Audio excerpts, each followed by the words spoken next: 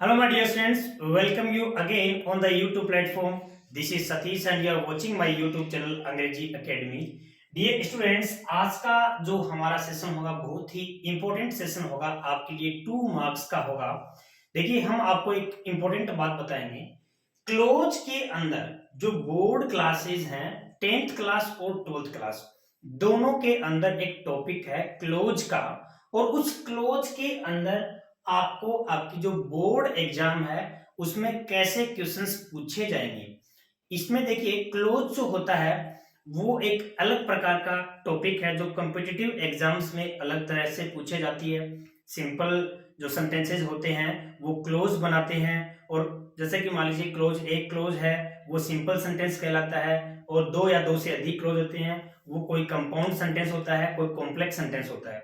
लेकिन आपकी जो एग्जाम है उसमें जो क्लोज है उसमें आपको एक सेंटेंस देंगे, फिर ब्लैंक देंगे, उस सेंटेंस के अंदर आपको ब्लैंक देंगे, और फिर लास्ट में उसके जो कोष्टक होगा उसमें जो कनेक्टिव वर्ड देंगे, या फिर आपको ये बोलेंगे fill in the blanks with appropriate word, fill in the blanks with connective word.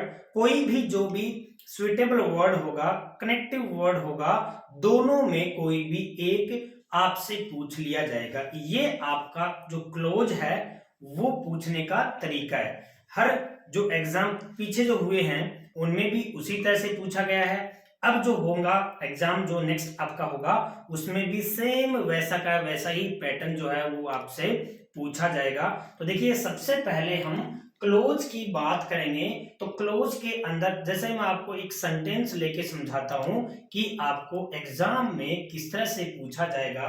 मान लो आपके पास में यहां ब्लैंक दे दिया, ठीक है, द गेस्ट, यहां पे इस तरह से सेंटेंस आ गया, द गेस्ट अराइव्ड, ये सेंटेंस है। उसके बाद में कोमा और the function FUNCTION, function began, ये सेंटेंस आपकी एग्जाम में आया हुआ है, और यहां दे दिया as soon as oblique because. ये दो जो कनेक्टिव वर्ड आपको एग्जाम में देंगे। तो ध्यान से समझना, यहां पे the guest arrived comma the function begin, ये आपको क्लोज पूछने का तरीका है। समझ में आया आपको? क्लोज कोई बहुत बड़ा टॉपिक नहीं है आपकी एग्जाम की दृष्टि से।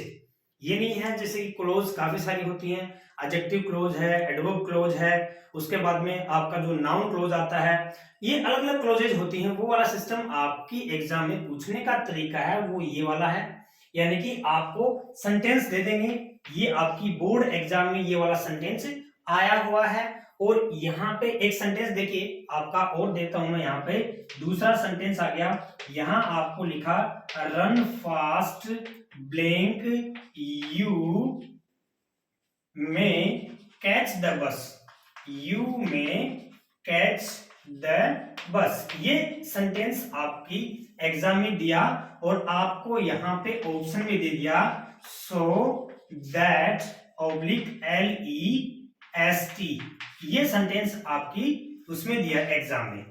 अब डियर, आपको ये समझना है कि इनमें से कौन सा कनेक्टिव वर्ड है वो आएगा, या फिर कौन सा अप्रोप्रिएट वर्ड जुड़कर या फिर इसमें फिलअप होकर ये एक क्लोज बन जाएगी। ये एक क्लोज पूछने का तरीका है।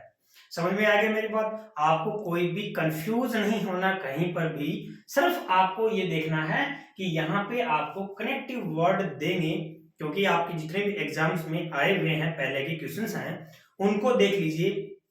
यही एक तरीका है, चाहे 10th बोर्ड हो चाहे 12th बोर्ड हो, दोनों के अंदर जो क्लोज वाला टॉपिक है वो इसी तरह से आया है। ठीक है, अब देखो, हम जो इंपॉर्टेंट सेंटेंसेस हैं, इंपॉर्टेंट कनेक्टिव वर्ड हैं, सिर्फ वही करेंगे जो आपकी एग्जाम में पूछे जाएंगे। अब देखिए मेरी बात सुनिए, यहां ये जो सेंटेंस है, यहां एज सुन एज होता है, और एक होता है नो सूनर देन। एक क्या हो गया? No sooner than. दो कनेक्टिव वर्ड होते हैं। 12th बोर्ड मान लीजिए, 10th बोर्ड मान लीजिए, दोनों के अंदर बहुत ही इंपॉर्टेंट है। सबसे पहले यहां इसको मैं मिटाऊंगा तो उसमें पहले आपको ये समझा देता हूं। रन फास्ट ये हो गया, उसके बाद में ब्लैंक यू में कैच द बस, तेज दौड़ो ताकि तुम क्या कर सको, बस को पकड़ सको। तो जब भी आपका ये में आता है तो यहां ध्यान रखना कनेक्टिव वर्ड सो दैट का यूज होगा, इसलिए इसका मतलब क्या आता है, इसका मतलब होता है ताकि, run fast so that you में कैच द बस। समझ आ गया? जब भी मे का यूज हो तो आपको कनेक्टिव वर्ड सो दैट का यूज लेना है, और ये वाली क्या बन गई आपकी, क्लोज बन गई। क्लियर हो गया ना? क्लोज यही है और कुछ नहीं है। दूसरा आपका आता है लीस्ट। लीस्ट का मतलब होता है ऐसा न हो। क्या हो गया? LEST। लिस्ट का मतलब होता है ऐसा न हो कि। देखिए, ऐसा अगर सेंटेंस जब भी आपको दोनों वर्ड दे या फिर कहीं पर भी इसको अलग से आपको इंडिकेट हो, शो हो कि भाई ये वाला है या फिर ये वाला है, फिलअप करना पड़े, तो यहां शुड आएगा। क्या आएगा? शुड। देखिए, run fast blank you should miss, थोड़ा सा ये उल्टा होगा यहाँ पे, तो क्या हो जाएगा? Miss the bus. ऐसा न हो कि तुम बस को मिस कर दो। तो डियर, अगर वहां पे शुड आए तब तो हम कौन से कनेक्टिव वर्ड का यूज करेंगे? लिस्ट का यूज करेंगे। और अगर में आए तो कौन से वर्ड का यूज करेंगे? दैट का यूज करेंगे। क्लियर हो गया? समझ आ गया? यहाँ पे लिस्ट का और यहाँ पे सॉरी शुड का और मे का ध्यान रखना। मे आए थे ही सो दैट अलग अलग होता है। आपको सिर्फ यहाँ एक शायद कमांड वाला सो दैट यूज करना है, अलग अलग वाला होगा वो हम बाद में करेंगे। शुड आए तो लिस्ट करना है, में आए तो सो दैट करना है। ये वाला कनेक्टिव वर्ड आपके एग्जाम में पूछा जाएगा। अब हम समझेंगे ऊपर वाला। अब देखिए, हम ऊपर वाला समझेंगे तो आपको मैं बताता हूं कि दो कंजक्शन होते हैं, एज सून एज, ठीक है। उसके बाद में दूसरा आपका होता है नो सूनर। ये बहुत इंपॉर्टेंट है according to your board exam.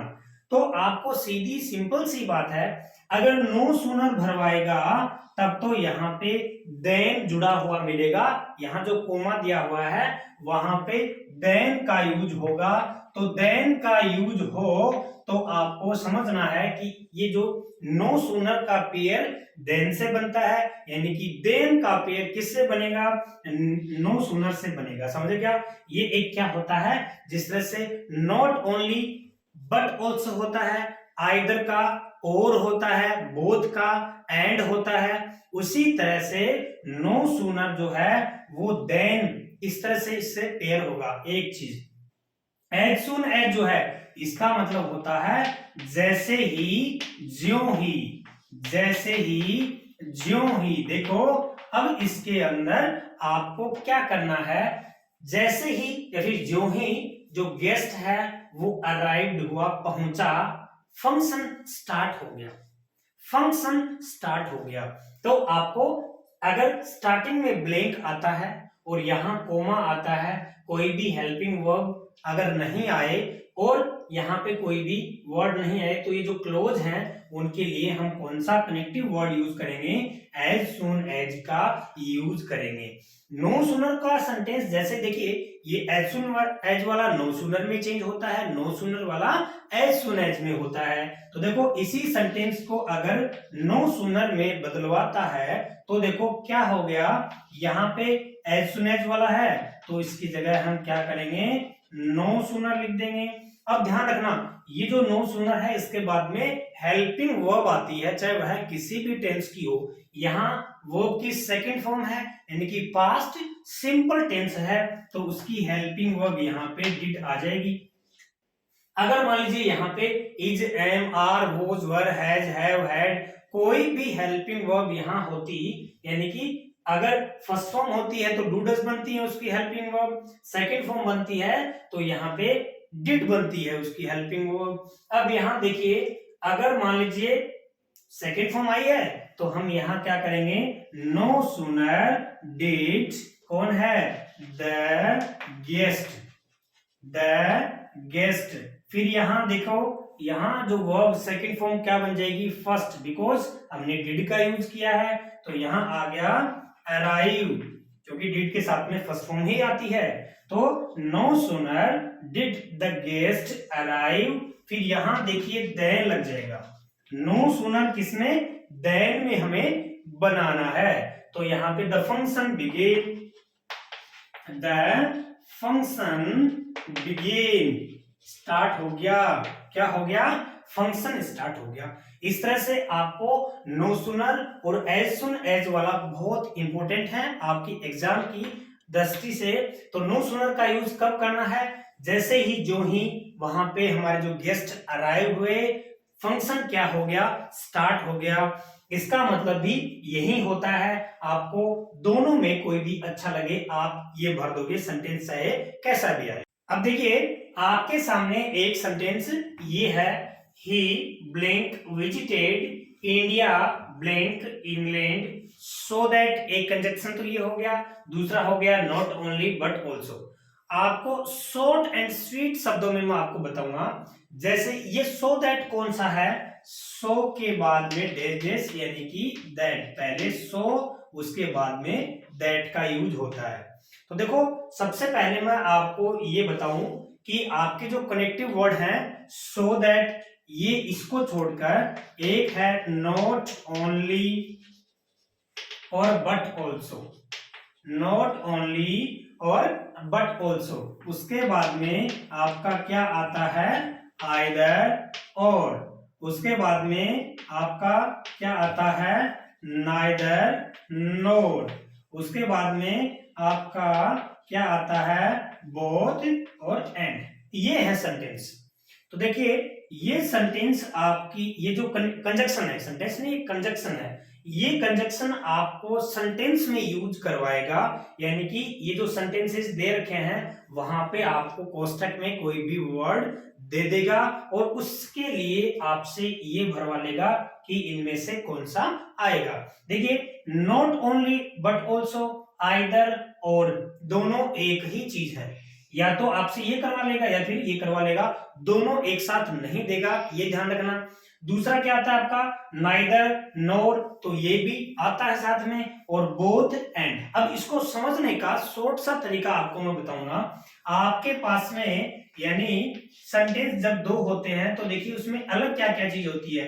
एक तो हो गया सब्जेक्ट हो गया, एक क्या हो गया, वर्ब हो गया, ओके डियर। उसके बाद में फिर नेक्स्ट क्या होता है, ऑब्जेक्ट। तो यहाँ पे एक ऑब्जेक्ट हो गया ना। अब दोनों में अगर सब्जेक्ट अलग अलग है तो हम नॉट ओनली, एक से पहले नॉट ओनली, दूसरे से पहले बट ऑल्सो का यूज करेंगे।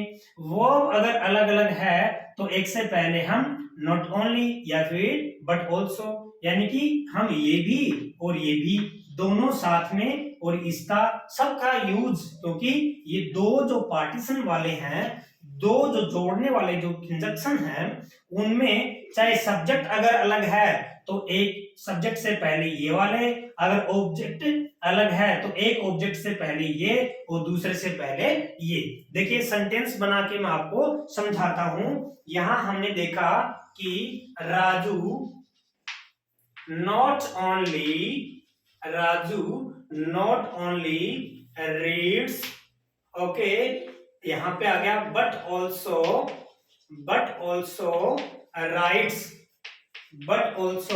Right English. तो देखिए डियर यहां पे रीड्स और राइट्स, यहां दोनों अलग अलग हैं, और यहां ब्लैंक आपको दे दिया तो आपसे भरवा लेगा। यहाँ पे not only but also they देगा या फिर सो दैट दे देगा। आपको कौन सा भरना है, इसमें नॉट ओनली बट ऑल्सो भरना है या फिर आइदर और, दोनों में कोई भी एक दे सकता है। देखिए आप ये मत सोचना कि इसमें सारा एक साथ आएंगे, एक साथ नहीं आएगा। दूसरा यहाँ पे बोथ एंड है, तो देखो इसी को बोथ एंड में भी कर सकते हैं अपन, Raju both reads, okay, and writes English. ये देखिए सेंटेंस आ गया। समझे ना। तो यहाँ ब्लैंक आ गया तो हमें इसमें बोथ एंड का यूज करना है। तीनों के चारों आपके समझ में आ जाएंगे, आराम से कर दोगे आप, एक बार थोड़ा सा समझ लोगे हो जाएगा। तो समझ में आएगा, यानी कि ये सारे के सारे कंजक्शन जब भी आपको एग्जाम में मिलते हैं और इस तरह से आपको ब्लैंक देता है तो आप क्या करोगे, इसमें से आप लोग कर सकते हो आराम से। देखो यहाँ पे इसमें सो दैट पूछा है, तो दैट जो है ना, दैट अपने सामने सेंटेंस बनाएगा पूरा का पूरा। तो देखो इसमें क्या है, he visited India, he not only visited India but also England. He not only visited India but also England. तो इसमें कह रहा है कि वह न केवल इंडिया में लेकिन इंग्लैंड भी घूमा है। तो ये सेंटेंस आपकी एग्जाम में आया हुआ है। वैसे सेंटेंस में क्या होता है, ही विजिटेड और यहां उसको ब्लैंक देना चाहिए था, समझे ना। He visited not only India but also England, ऐसा आना चाहिए था। He visited both India and England. He visited either India और इंग्लैंड। ये मैंने बोर्ड एग्जाम के पेपर से लिया है। तो देखो इसमें से ध्यान रखना, ये सेंटेंस मैं आपको इसलिए समझा रहा हूं कि जैसे ही आपसे ये सारे के सारे कंजक्शन पूछता है, देखो इसमें ये तो क्या हो गया, वर्ब का हो गया, ये वैसे ही ऑब्जेक्ट का हो सकता है और सब्जेक्ट का हो तो यहां पे देखो क्या आ गया, नाइदर राजू नॉर हिज सन, नॉर एक ब्लैंक यहां दे दिया, एक ब्लैंक यहां दे दिया और हमसे क्या करवा लेगा, so that oblique neither nor, ये भरवा लेगा आपको एग्जाम में। तो देखो ये कोष्टक में दे दिया ऐसे क्वेश्चंस। तो यहाँ पे neither Raju nor his son went to market, ये संदेश दे दिया। तो देखो आपको ये ध्यान रखना है कि इसमें आइदर दो सेंटेंस जो जोड़ने वाले हैं, सब्जेक्ट को, वर्ब को और किसको, ऑब्जेक्ट को, तो वो वाले कौन से हैं, ये वाले हैं। इनमें से कोई भी आपको एक मिलेगा और एक मिलेगा तो आप आराम से कर दोगे। इसमें बोथ एंड वाला थोड़ा सा अलग, इसमें थोड़ा सा वेरिएशन कर सकता है। अब हम ये देखेंगे कि वो वेरिएशन वाले सेंटेंसेस कौन से हैं। समझ आया आपको, ध्यान से समझना है, इनको प्रैक्टिस करना है। देखिए ये जो सेंटेंसेस हैं इसी तरह से आपके एग्जाम में पूछे जाएंगे। मैंने आपको इंपॉर्टेंट जो चीजें हैं वो आपकी क्लोज के अंदर आपको करवा रहा हूं मैं, तो प्लीज आपको फोकस रखना है कि ऐसे ही सेंटेंसेस आपसे पूछे जाते हैं। देखो आपके सामने ये सेंटेंस दे रखे हैं, ये क्लोज के ही है। Don't cross the road, okay, blank you see the red signal. तो देखो इसके अंदर एज आएगा या फिर व्हेन आएगा, अंटिल आएगा। तीन आपको यहां पे ब्लैंक एग्जाम में ब्लैंक में भरने के लिए मिलेंगे। वैसे इसमें है I will give you a book blank we get back from school, okay, when और अंटिल। उसके बाद में यहां पे blank I went there, he ran away, as और आफ्टर, ये दिया है इसमें। तो कुल मिला के ये जो सेंटेंसेस हैं 1 2 3 और 4, ये आपके एग्जाम में इसी तरह से पूछे जाएंगे। तो समझे मेरी बात आप। अब देखिए आप क्या करोगे, यहां पे आपको एक चीज देखनी है, डोंट क्रॉस द रोड। तो देखो अनटिल और अनलेस दो जो हैं, अनटिल और अनलेस दो कंजक्शन ऐसे हैं जो अनटिल जो होता है, अनटिल वो कोई भी टाइम का वो बताएगा, समय का बताएगा। यानी कि एक होता है अनलेस, अनलेस हमेशा कंडीशन बताता है। देखिए अनलेस और अनटिल बहुत इंपॉर्टेंट है आपकी एग्जाम के लिए। तो देखो मैं सबसे पहले आपको अनलेस समझा देता हूं। अनलेस क्या बताएगा, कंडीशन क्या बताएगा, CONDITION, कंडीशन बताएगा। ओके डियर, कंडीशन बताएगा, जैसे कि you can not pass unless you work hard, unless you work hard. जब तक इनका दोनों का मतलब होता है जब तक न इनमें ऑलरेडी नेगेटिविटी जो होती है ना, न ये ऑलरेडी होती है इनमें, इसीलिए इनको आगे कोई भी नेगेटिव वर्ड यूज नहीं करते हैं। ये सेंटेंस आ गया कौन सा, you can not pass unless you work hard. जब तक तुम कठिन मेहनत ना कर लेते तुम पास नहीं हो सकते, इसलिए ये अनलेस जो है इसके अंदर आया है। जैसे ही आपकी परीक्षा में सेंटेंस आपसे पूछा जाए और अनलेस या अनटिल दिख जाए भरवाने के लिए, वहां पे दोनों में आपको देगा, तो आप अनलेस का यूज कब करना है, जब आपको कोई कंडीशन मिले। जैसे देखो कंडीशन रखी कि नहीं रखी भाई, यू कैन नॉट पास, तुम पास नहीं हो सकते जब तक तुम मेहनत नहीं करोगे। इसका मतलब कंडीशन हमारे सामने क्या है, मेहनत करने की, कि मेहनत करना पड़ेगा। इस तरह से दूसरा देखो अनटिल, अनटिल भी समय को इंडिकेट करता है।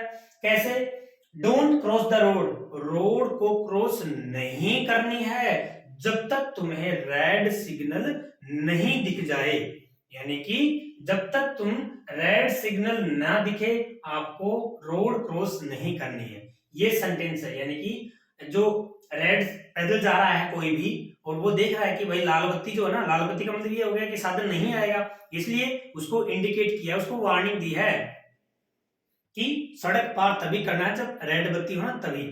ओके, बाइक वाली बात नहीं है, बाइक में तो येलो जो आती है ना लाइट, उससे सिग्नल जो येलो आएगा तभी क्रॉस करना है, बट यहाँ पे किसी पैदल जाने वाले के लिए बोला है। ओके डियर, तो इसके अंदर क्या आ गया आपका, अनटिल आ गया। तो ये वाला ध्यान रख लोगे ना आप लोग। इसमें भी देखिए क्या बन रहा है, टाइम सिचुएशन जो है, टाइम की, टाइम इवेंट बता रहा है। तो क्लियर हो गया, समझ आ गया आपको। अनटिल और अनलेस जब भी आपको दिखे, मैंने समझाया उसी का यूज करना, उसी वही तरीका। तो ये समझ आ गया पहला। अगला, I will give you a book blank we get back from school. तो देखो ये जो व्हेन, व्हेन का मतलब होता है जब, when, where, who, whom, whose, इनको आप डिस्क्रिप्शन में जाके देखना, लिंक मिल जाएगा। ठीक है, ये रिलेटिव प्रोनाउन होते हैं और ये रिलेटिव प्रोनाउन जो है ये बहुत ही इंपॉर्टेंट है अकॉर्डिंग टू योर एग्जाम। आपके एग्जाम के अंदर रिलेटिव प्रोनाउन का एक अलग से मैंने वीडियो बनाया, वो डिस्क्रिप्शन में जाके जो लिंक दे रखा है उसमें आप क्लिक करके देख सकते हो। उसमें सारे आपको देखने हैं, सीखने हैं, बहुत इंपॉर्टेंट है, ये आपसे कंफर्म पूछे जाएंगे। आई will give you a book, मैं तुम्हें किताब दूंगा कब, जब हम स्कूल से वापस आएंगे ना तब। We get back from school, तो यहां समय व्हेन, समय को इंडिकेट करता है। तो ये क्लियर हो गया। यहाँ पे कोई भी शर्त नहीं रखी है इसने, कोई भी यहाँ पे टाइम वैसे नहीं कर रहा है इसमें। अनटिल और अनलेस का मतलब वो नहीं है कि ऐसा जब तक तुम ना करो ऐसा, तो वो उसमें शर्त वाली प्रॉब्लम होती है, यानी कि शर्त रखता है तभी हम अनटिल और अनलेस का यूज करते हैं। तो व्हेन आ गया इसमें, I will give you a book when, कब, जब we get back from school. तो समझ आया आपको, when, where, who, whom, whose, ये सारे अच्छे से मैंने समझा रखे हैं। Blank, I went there he ran away, जैसे ही, ज्यों ही मैं वहां गया, तो यहाँ पे एज का यूज होगा जैसे ही, ज्यों ही के अर्थ में। जैसे ही आई वेंट देयर, मैं वहां गया, ही ran away, वो भाग गया। तो यहाँ पे आफ्टर का मतलब बाद में, के बाद में, तो वाला इसमें आएगा नहीं। क्या आएगा इसमें, एज। ये वाला भी आपके एग्जाम में पूछ सकते हैं। They turned the pages blank word yellow and pink। अब देखो इसके अंदर क्या भरवा रहा है, हु भरवा रहा है, हुज भरवा रहा है, विच भरवा रहा है। हु का यूज हमेशा ह्यूमन बीइंग के लिए करते हैं। हुज जो है यहाँ पे अगर मान लीजिए हुज आता तो यहाँ कोई ना कोई नाउन आती, कोई ना कोई यहाँ पे क्या आती, नाउन आती। समझे मेरी बात, तो हम हुज का यूज करते। अब यहाँ पे कुछ भी नहीं है और ब्लैंक से पहले कोई भी नॉन वर्बल थिंग्स हो, यानी कि कोई वस्तु का नाम हो और बाद में यहाँ हेल्पिंग वर्ब या वर्ब आए, तो हमें विच का यूज करना है। समझे मेरी बात। तो they turn the pages which were yellow and pink, जो येलो और पिंक थे। तो इस तरह से देखिए ये इंपॉर्टेंट सेंटेंस है, आप ध्यान रखना। अनटिल है, अनलेस है, ये जो जितने रिलेटिव प्रोनाउन है वो है, आइदर और, नाइदर और, नॉट ओनली बट ऑल्सो, ये जितने भी सारे जितने भी हैं कंजक्शन है वो मिलकर आपको क्लोज के रूप में पूछेंगे। अब हम सेंटेंस और देखते हैं। आपके सामने ये जो सेंटेंस दे रखे हैं बहुत इंपॉर्टेंट सेंटेंस है। देखिए इसको करने का सिंपल सा तरीका है, कुछ जो इंपॉर्टेंट है वही मैं आपको बता रहा हूं। पहला है blank you came late comma teacher would punish you. तो देखो इसमें व्हेन आएगा या इफ आएगा। इफ वाला बहुत इंपॉर्टेंट है। इफ हमेशा कंडीशन बनाता है। इफ हमेशा क्या बनाता है? कंडीशन बनाता है। इफ यू केम लेट, यदि तुम लेट आए टीचर तुम्हें पनिश करेगा। तो यहाँ पे आप जैसे ही सेंटेंस में आपसे व्हेन या फिर, अब व्हेन जो है ना, व्हेन यू केम लेट, जब तुम लेट आए टीचर वुड पनिश यू, लग तो ये भी सही रहा है, व्हेन वाला सही लग रहा है ना। आपको ऐसा लगेगा एग्जाम में मानो आपका सही है, बट सही नहीं होगा। व्हेन कभी भी कंडीशन नहीं बनाता है, समझ रहे हो ना मेरी बात। व्हेन कभी भी कंडीशन नहीं बनाता है। जैसे मैं यहाँ पे लिखूं कि the teacher was teaching when student came, या फिर when teacher came student were reading, तो वो समय को ही इंडिकेट करते हैं, टाइम इवेंट को ही बताते हैं कि जब टीचर आया तब बच्चे पढ़ रहे थे, बच्चे जब पढ़ रहे थे तब टीचर आया। Okay, when I arrived there, जब मैं वहां पहुंचा, ही रैन अवे, वह भाग गया। तो वो सिंपल क्या है, वो कंडीशन नहीं बताता, वो तो सिर्फ उस टाइम ऑफ मोमेंट जो है, टाइम ऑफ मोमेंट जब व्हेनेवर वी स्पीक, उस समय क्या हुआ, सिर्फ वो व्हेन को इंडिकेट करता है।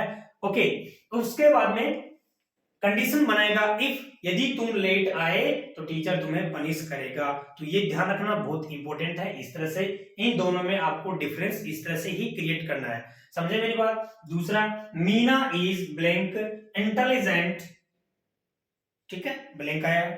सी can speak English, so that और टू दोनों में ये आपसे पूछे तो ध्यान रखना, जैसे मैंने आपको बताया, सो जो है और दैट, ये एक ऐसा कंजक्शन है जो दैट के बाद में पूरा का पूरा सेंटेंस आएगा, जिसमें सब्जेक्ट भी आएगा, वर्ब वगैरह सब कुछ आएगा, यानी कि ये क्लोज लेगा अपने आगे, दैट है वो, ठीक है। तो यार इसमें देखो, यहां मैंने लिखा सो और यहां मैंने लिखा that. Meena is so intelligent, इतनी इंटेलिजेंट है कि सी कैन स्पीक इंग्लिश। तो यहाँ पे पूरा दैट जो है अपने आगे सेंटेंस लेगा और टू अपने आगे वर्ब की फर्स्ट फॉर्म लेगा, समझे क्या। जैसे यही सेंटेंस ऐसे हो जाए, मीना इज और वीक और स्पीक इंग्लिश, स्पीक इंग्लिश, ये आ गया मान लीजिए। तो देखिए यहां पे हम सो दैट का यूज नहीं करेंगे, क्योंकि अगर यहां दैट लिख देते हैं तो आगे दैट अपने आगे पूरा सेंटेंस लेता है, जिसमें सब्जेक्ट भी होगा और वर्ब भी होगी। तो देखो ये दैट नहीं आएगा। अब इसमें क्या आ गया, टू और टू। इंटेलिजेंट मैंने इसलिए नहीं लिखा क्योंकि टू जो है नेगेटिव अर्थ देता है, वो नेगेटिव अर्थ देगा तो इंटेलिजेंट का उल्टा वीक होगा, ये ध्यान रखना। तो समझ आ गया टू को कैसे आप अंदाजा में लगाओगे, उसमें जब भी आपसे पूछा जाए। सो दैट का अच्छे से समझा दिया मैंने। उसके बाद में आपका आता है Mohit is intelligent blank solve this, enough to आ जाएगा इसमें। टू जो है ध्यान रखना, जो ये जो एडजेक्टिव है उसके बाद में आता है एनफ, उसके बाद में एनफ आता है और पहले क्या आएगा, टू आएगा। टू आएगा तो ये इंटेलिजेंट नहीं फिर वीक बन जाएगा। तो इस तरह से एक साथ में अगर आपसे पूछे तो वो एनफ टू का यूज कर दोगे, और अलग अलग पूछे तो सो दैट का यूज कर दोगे। ओके डियर, इस तरह से क्लोज पूछने का तरीका है। ये जो प्रैक्टिस सेशन है आपका, और मैंने आपको समझाया है, और एक पीडीएफ फाइल जो भी है प्रैक्टिस सेशन की वो मैं आपको भेज दूंगा। अगर आपको अच्छे से समझ आए तो आप अच्छे से इनको समझना है, इनको सोल्व करना है। क्लोज के रूप में आपसे यही पूछेंगे। आई होप कि समझ आया होगा। Thanks for watching.